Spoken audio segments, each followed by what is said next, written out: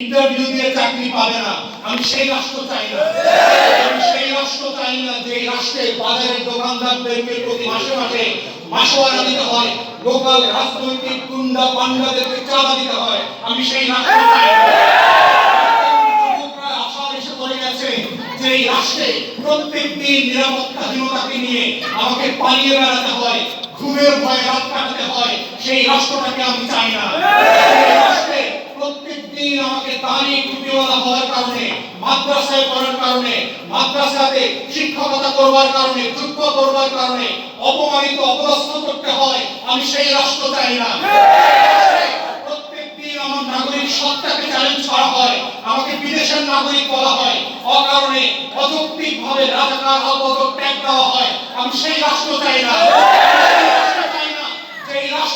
আমার রাজনৈতিক মতাদর্শের কারণে বছরের পর বছর আমাকে জেল থাকতে হয়, শত শত মামলায় আসামি হতে হয়। আমি সেই রাষ্ট্র চাই না।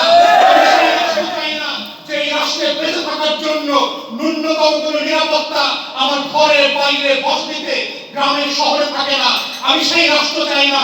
এই রাষ্ট্রে রাজনীতি করবার কারণে মাসের পর মাস আমাকে ধান খেতে, পাট খেতে, নদীর চয় দিয়ে পালিয়ে থাকতে হয়। আমি সেই রাষ্ট্র চাই না।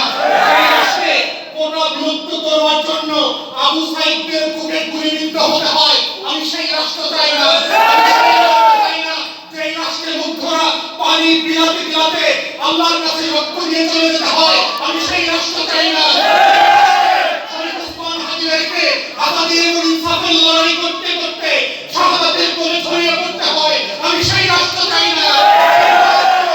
এই না চাওয়া রাষ্ট্রের যে প্রতিবাদ ঝড়, সেই ঝড়ের রাষ্ট্র হচ্ছে 2024 সালে 36 জুলাই আন্দোলন। এবং সেই আন্দোলনটাকে আপনাদেরকে বুঝতে হবে কেন রক্ত দিয়ে দেয়ালে দেয়ালে আমাদের তরুণ তরুণীরা লিখে দিয়ে গেছে, বুকের ভেতর অনেক ঝড়, বুক পেতেছি। এটাই হচ্ছে ওর ঝড়। কারণ ওর দেখেছে ওর মাকে কিভাবে হাসপাতালে বিনা চিকিৎসায় মারা যেতে হয়েছে।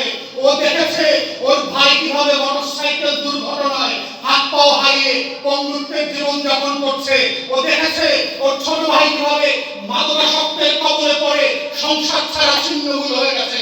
ও দেখেছে ওর বোনকে কিভাবে স্কুল থেকে গুন্ডা পান্ডারা তুলে নিয়ে ইজ্জত আবরু নষ্ট করে দিয়েছে। এবং সেই জন্যই সে একটা প্রতিবাদের ঝড় তুলেছিল সেদিন। এবং সে বলেছে লাখো শহীদের রক্তে কেনা দেশটা কারো পাবেন না, আগের কোনো বংশেরও পাবেন না, এখনকার কোনো রাজনৈতিক বংশেরও পাবেন দেশ না। এই বাংলাদেশটা সফিপুরের বাংলাদেশ, এই বাংলাদেশটা মুরাদের বাংলাদেশ, বাবুগঞ্জের বাংলাদেশ, বরিশালের বাংলাদেশ, সারা দেশের বাংলাদেশ। কোন ব্যক্তি দল এবং পরিবারের কাছে আমরা এই বাংলাদেশটা বর্গা দেই নাই।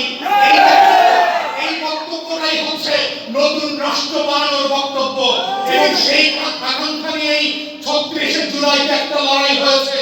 এবং এই লড়াইটাকে আমাদের দায়িত্বশীল নেতা কর্মী যারা আছেন, সচেতন নাগরিক পাশে আছেন, সবাইকে বুঝতে হবে যে কেন বাংলাদেশপন্থী একটা রাজনৈতিক জোট করতে হয়েছে, কেন বাংলাদেশপন্থী সকল রাজনৈতিক দলগুলোকে একসাথে এসে এক মঞ্চে এসে এক ব্যালটের ভোটের এই নীতি আমাদের নেতারা সিদ্ধান্ত নিয়ে করেছেন।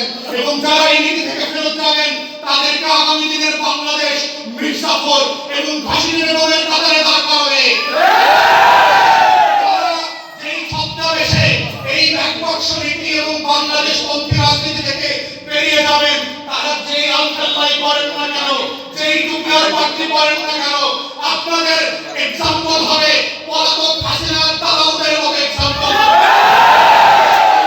বিপক্ষে দাঁড়াচ্ছেন আপনারা, আওয়ামী হাসিনাদের পক্ষে দাঁড়াচ্ছেন আপনারা, নতুন বাংলাদেশের বিনিময়ের বিপক্ষে দাঁড়াচ্ছেন আপনারা, শহীদ ওসমান হাদি শাহাদাতের বিপক্ষে দাঁড়াচ্ছেন। অতএব এই বাংলাদেশপন্থী রাজনীতি হচ্ছে আজকে 11 দলীয় এই রাজনীতি। এবং এই রাজনীতিটা আমাদের নেতা কর্মীদেরকে খুব পরিষ্কার করে বুঝতে হবে যে কেন বাংলাদেশে 12 তারিখ শুধু একটা নির্বাচন হচ্ছে না।